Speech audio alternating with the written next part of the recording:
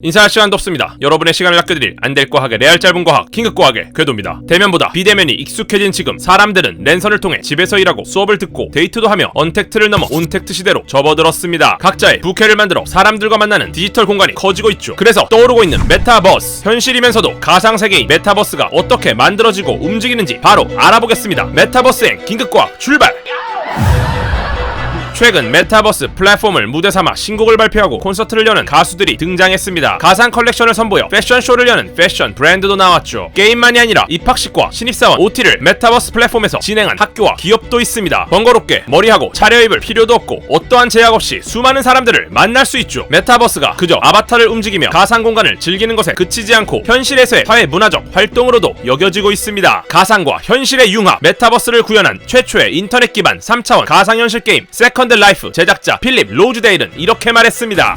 제가 만든 게 아닙니다. 메타버스는 이 소설에 등장한 것을 따라 만든 것이죠. 로즈데일이 말한 소설은 닐 스티븐슨의 SF 소설 스노우 크래쉬였습니다. 고글과 헤드폰을 쓴 채로 아바타라는 가상의 신체를 빌려 접속하는 소프트웨어 조각들로 세워진 그래픽 지구, 초월, 메타, 현실 세계, 유니버스가 결합된 메타버스가 소설의 주요한 세계관이었죠. 소설과 게임이 나온 이후 많은 사람들이 가상 공간을 어떻게 만들 수 있을지 고민해왔습니다. 현실의 사람들과 이 거대한 세계를 가상으로 옮겨야 한다. 그리고 가상에서 얻은 것들을 현실로 되돌릴 수도 있어야 한다. 만약 가상 공간에 현실과 동일한 플랫폼을 구축한다면 가상을 초월하여 현실과 연결되는 새로운 3차원 세계를 지속할 수 있지 않을까? 사람들은 컴퓨터 과학자 마크 와이저의 주장에서 해답을 찾았습니다. 머지않아 언제 어디서든 접속할 수 있도록 수많은 컴퓨터로 연결된 네트워크 세계가 도래한다는 것이 마크 와이저의 생각이었습니다. 모든 환경이 네트워크에 연결되어 있어 여기저기 동시에 존재할 수 있는 유비쿼터스 버추얼 리얼리티, 바로 UVR 시대를 예견한 것이죠. 현실의 맥락을 잇는 디지털 세계 메타버스 기술 연구의 출발점이 되는 핵심적인 아이디어였습니다. 이후 가상세계 속에서 건물도 짓고 물건도 만드는 게임처럼 각종 산업에 활용할 수 있는 기술 디지털 트윈이 등장했습니다. 현실 세계를 복제한 가상 세계를 관찰하고 실험할 수 있는 디지털 트윈, 구글 얼스와 각종 내비게이션 앱이 그 대표적인 기술이죠. 처음에는 항공우주 분야에서만 사용되던 디지털 트윈은 점점 발전하여 게임을 넘어 교육까지 사회 전 분야로 뻗어나갔습니다. 가상으로 증강된 현실을 이리저리 바꿔보며 새로운 정보와 지식을 축적하고 상상할 수 있는 미래를 통해 현재를 더 넓게 바라볼 수 있는 시도를 과감하게 할 수 있게 되었죠. 여기에 컴퓨터와 스마트폰이 대중화되며 과거의 유비쿼터스와 디지털 트윈은 급격히 확장됐고 이제 소설이나 영화에서만 보았던 메타버스는 첨단 과학기술을 힘입어 우리의 피부에 와닿을 정도로 가까워졌습니다. 그러한 흐름에 맞춰 메타버스도 체계화되기 시작했죠. 우리의 인식에 새로운 정보를 쌓아올리는 증강과 현실 같은 가상세계를 제공하는 시뮬레이션의 기술적 측면, 거기에 아바타, 프로필 등의 정체성에 초점을 둔 내적 기술과 그 세계에 대한 통제권을 쥐어주는 외적 기술의 사용자 측면이 더해져 메타버스를 지탱하는 두 개의 큰 기둥이 세워진 것입니다. 그런데 메타버스가 발전함에 따라 서로 다른 유형으로 나뉘기 시작했습니다. 먼저 우리들이 가장 많이 사용하는 일상을 기록하고 공유하는 유형의 라이프 로깅이 있죠. 현실 세계 위로 가상 이미지를 더 씌워주는 증강현실도 등장했습니다. 실제 세계보다 정보적으로 더 확장된 가상세계, 거울세계를 넘어 아예 디지털 기술로 구현된 세계 속에서 아바타가 되어 돌아다니는 가상세계까지 만들어졌죠. 한마디로 일상에서 일어나는 순간들을 캡처, 저장, 공유하는 SNS도 메타버스, GPS를 이용해 스마트폰을 들고 다니며 몬스터를 잡는 증강현실 게임도 메타버스. 이제 현실 세계의 서비스 대부분이 가상세계에 발을 걸치고 있기 때문에 메타버스는 사실상 놀랍고 새로운 기술은 아닐 것입니다. 하지만 여러 과학기술들이 결합돼 이전과는 다른 모습을 보여주고 있습니다. 블록체인과 암호화폐도 메타버스를 지탱할 주요한 기술 중 하나입니다. 아바타가 입는 옷이나 음식, 아바타들과 머물 수 있는 건축물까지 디지털화된 실제 자산으로 여겨지죠. 컴퓨터와 약간의 창의력만 있으면 너도 나도 디지털 디자이너, 디지털 건축가가 될 수 있습니다. 메타버스라는 초대형 공유 작업실이 생겨나면서 모두가 자유롭게 창작하며 놀 수 있는 제2의 인터넷 시대가 도래한 것입니다. 그런데 걱정이 듭니다. 디지털 공간이다 보니 엄연한 상품으로 내놓은 창작물이 복제되기 쉽지 않을까? 그리하여 대체 불가능한 토큰, NFT, 등판, 디지털 창작물에 관련된 모든 정보를 블록체인에 기록하여 위조는 어렵고 추적은 쉬운 이 디지털 자산을 우리는 NFT라고 부릅니다. 그런데 이 NFT는 상호 교환이 가능한 기존의 암호화폐와는 조금 다릅니다. 일종의 계약서처럼 고유한 값을 갖기 때문에 개별 토큰마다 희소성을 가지며 말 그대로 대체 불가능한 자산이 됩니다. 게임, 아이템이나 디지털 예술품을 구매한 소유자라면 NFT를 이용해 진정한 소유권을 얻을 수 있죠. 아직까지 메타버스 플랫폼에서 NFT와 같은 암호화폐가 활발히 활용되고 있는 것은 아닙니다. 게임의 경우 하루아침에 쫄딱 망하면 비싸게 산 아이템이더라도 데이터 우주송 먼지가 되어 사라질 뿐입니다. 그러나 서로 다른 플랫폼 간의 보안성이나 화폐로 쓰기 위해 필요한 최소한의 경제 규모 등의 기술적, 환경적 제약이 해결되면 NFT뿐만 아니라 암호화폐가 도입될 수도 있을 것입니다. 이러한 암호화폐는 메타버스를 견고하게 만들 중요한 기술로 평가받고 있죠. 이렇게 인프라를 고민하는 것도 중요하지만 사람들이 체감하는 것은 결국 기술, 더구나 메타버스 플랫폼에는 다양하고 수준 높은 기술이 융복합되어야 하는데요. 다행히도 한계에 부딪혔던 과거와 달리 AI, 클라우드, CG 등의 발전으로 기술 장벽이 많이 낮아졌습니다. 가상현실 자체를 온전한 세계로 실현하는 VR과 실제 공간 위에 가상의 오브젝트를 겹쳐서 비춰주는 AR이라는 실감 기술을 포함한 소프트웨어 개발도 발전하였죠. 더불어 메타버스를 보다 생생하게 체험시켜줄 손목 밴드, 반지, 장갑 같은 하드웨어 기기들이 서서히 얼굴을 드러내고 있습니다. 그 중에서도 PC, 모바일과 결합해 VR 기기가 다시 수면 위로 올랐습니다. 그간 높은 가격과 고글 형태를 가진 HMD의 무거운 무게로 저조했던 VR 기기가 최근에는 VR과 AR의 장점만 합쳐 그 사이를 오가는 혼합 현실 MR의 영역에 도달했죠. 이에 맞춰 메타버스 기기는 주변과 차단될 수 있는 VR과 현실을 일부 허용하는 AR의 기능을 수행하는 안경 형태로 발전하고 있습니다. 거기에 휴대성은 높이고 인체에 가해지는 부담감은 낮추기 위해 기기의 무게와 크기도 줄이고 있는데요. 그러기 위해선 고도로 집적된 반도체 기술이 필요했습니다. 우선 인간의 인지에서 가장 큰 비중을 차지하는 시각, 바로 기기의 디스플레이 패널에 들어가는데요. VR, HMD의 경우 크기와 무게를 줄이기 위해 여러 장의 얇은 반사 필름을 사용해 팬케이크 디스플레이라고 불리는 기술이 등장한 바 있습니다. 디스플레이 내부에서 빛이 여러 번 반사해 초점 거리를 극복하여 기기의 크기를 줄이는 방식이죠. 하지만 화면이 너무 어둡게 보이고 고스팅이라 불리는 잔상이 발생하는 문제가 있었습니다. 이후 마크 주커버그의 페이스북에서 팬케이크 디스플레이 단점을 극복할 하나의 광학 기술을 알리게 됩니다. 바로 여러 장의 얇은 홀로그램 필름 레이어와 레이저, 광원 기술, 방향성, 백라이트를 활용한 기술로 주목을 받은 것인데요. 먼저 기존의 VR 기기는 이미지에 초점을 맞추기 위해 디스플레이 패널과 렌즈 사이에 빈 공간이 있어야 했습니다. 디스플레이 패널의 빛이 렌즈로 전파된 다음 눈으로 향하는 시스템이죠. 하지만 패널과 렌즈 사이 공간을 크게 줄인 홀로그래픽 시스템은 달랐습니다. 빛을 제어하여 패널과 렌즈 사이를 앞뒤로 여러 번 이동시킨 다음 눈을 향해 나아가는 시스템이기 때문이죠. 이 기술을 사용하면 밝아진 화면은 물론 기기의 두께까지 줄일 수 있다고 하는데요. 아직까지 넘어야 할 산은 많지만 무겁고 투박한 VR 기기를 앞으로 등장할 선글라스 모양의 기기로 만드는데 지름길이 펼쳐진 것입니다. 결과적으로 이러한 실감 기술을 활용한 메타버스는 잘 구축된 세계만으로 완성되는 것이 아닙니다. 깊고 높고 무한한 세계를 입체적으로 느낄 수 있도록 사용자와 최대한 밀착되게 움직일 수 있어야 하죠. 그렇기 때문에 시각적 체험을 주도하는 하드웨어, 기기에 따라 경험의 수준이 확연하게 달라질 것입니다. 이에 소프트웨어를 주로 다루던 유수의 빅테크 기업들이 자체적으로 반도체를 설계하고 그에 딱 맞춘 하드웨어까지 내놓고 있듯 메타버스를 키우기 위한 기술들이 앞으로 더 빨리 발전할 것은 확실해 보입니다. 하지만 반도체 기술은 가상 공간의 풍경을 눈앞에 선사해줄 하드웨어에만 사용되는 것은 아닙니다. 실질적으로 메타버스 세계를 움직이는 소프트웨어 개발에도 필요하죠. 메타버스 플랫폼을 만들기 위해 5G 기술을 기반으로 빅데이터, 인공지능 개발에 풀가동 중인 수많은 기업들 역시 반도체에 주목해왔습니다. 정벽에 그려내는 3D 모델링과 렌더링 파워를 지닌 고성능 컴퓨팅에는 물론 수천, 수백만 건 이상의 대용량 데이터를 실시간으로 빠르게 처리하기 위해 오늘보다 진화된 내일의 반도체 기술이 시급했죠. 그러한 수요에 맞춰 메모리 반도체가 크게 발전했습니다. 수천, 수억 명의 이용자들이 붐비는 메타버스로부터 쏟아지는 정보를 안정적으로 관리하기 위해선 클라우드 시스템과 데이터 센터부터 잘 구축되어야 하기 때문이죠. 그리고 쌓아놓은 데이터를 묵혀만둘 것이 아니라 여기저기 활용해야 합니다. 이를 신속히 처리해줄 CPU와 GPU, AP 등의 시스템 반도체, 그 중에서도 AI 전용 반도체가 핵심 기술로 자리 잡으면서 반도체 시장과 IT 산업은 발빠르게 움직이고 있죠. 사물 인터넷과 5G 통신, 블록체인과 암호화폐, 인공지능과 확장 현실까지 다양한 ICT 기술이 융합된 메타버스는 4차 산업혁명의 종착점으로 불리고 있습니다. 도시 전체로, 아니 지구 전체로 그 모든 기술들이 연동되어 불가능한 일을 가능하게 만들 수 있다니 메타버스화된 미래가 너무나 기대됩니다. 현실의 우리와 또 다른 가상의 우리에게 주어진 두 개의 삶은 우리에게 무한한 자유를 줄 것입니다. 다만 인간다움을 높이고 있는 디지털 휴먼 기술을 뒤로 인간의 일자리를 대체하거나 딥페이크 이슈 등